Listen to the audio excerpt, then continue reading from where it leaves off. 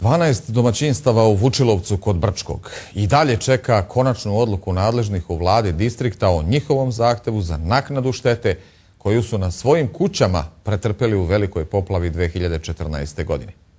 Strpljenje je pri kraju, a u tročlanoj vladinoj drugostepenoj komisiji koja treba da odluči o prigovorima mesecima uglavnom nema kvoruma. Zakoni i kriterijumi za naknadu šteta od poplava u Brčkom distriktu su definisali dvije kategorije domaćinstava u Vučilovcu. 33.000 maraka za vlasnike kuća koji su radili i živjeli u selu, a 10.000 maraka za one koji su uz to bili i vlasnici stambene jedinice u drugom mjestu, a u Vučilovcu su boravili povremeno. A kako su primijenjeni? Ova kuća iza nas, čiji je vlasnik u Srbiji, dobila je 10.000 maraka donaciju nakon poplava, što nije sporno. A mi smo u dvorištu Bože Ostojića, poljoprivrednog gazdinstva registrovano koje koristi posticaje, živi tu i radi, ima i kuću i objekte i dobio je istu sumu. Više od vagun i po kukuruza suvog od prethodne godine smo izbacili, što imamo dokaze da su kamioni odvezli. Više od 2 kamiona, znači stvari koje smo mi posjedovali, jer smo tu i živjeli. A nismo dobili 33.000, navodno nam je vlada rekla kao da imamo kuću u Brčku.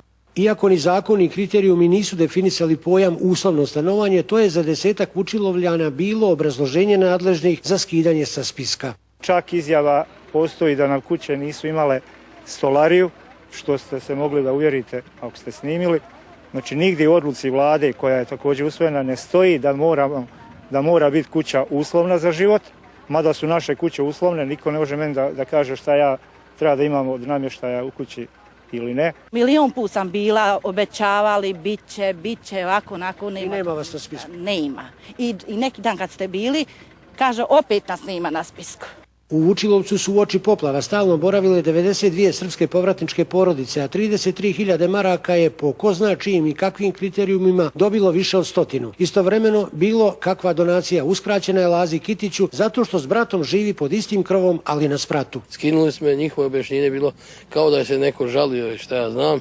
Međutim, nikad mi nisu vratili papire. Znači da ja putem prava suda ili nečeg da dobijem tu odštetu, razumijete se. Čim mi vrate moje papire, ako bude to moguće, šta ja znam, znači onda ću putem suda da tražim pravo svoje. Tu su ljudi dobili koji nisu bili ni prijavljeni po CIPS-u, imaju i stambene jedinice, ne jednu, nego i više, znači nikad nisu ni boravili. Evo ovdje ćete vidjeti kuću i mog djevera koji je u Austriji i dobio je 10.000, potpisao je 10.000. A evo komšija do njega, samo malo dole niže par kuća, isto s njim boravi u Austriji i dobio je 33.000.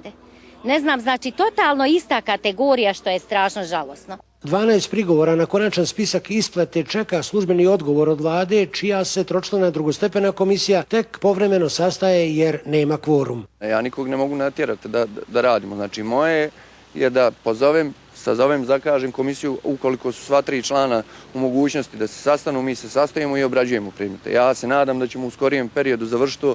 Vjerujem da dok se budžet distrikta usvoji za 2016. da će komisija zaključiti svoj rad, tako da će svi dobiti rješenja da pripadaju u neku kategoriju ili jednostavno da su odbijeni kao neosnovani zahtjev. Nezadovoljni Vučilovljani su uporni i ističu da neće odustati od borbe za prava koja je po istoj nevolji ostvarila većina njihovih komšija i najavljuju kolektivnu tužbu protiv vlade.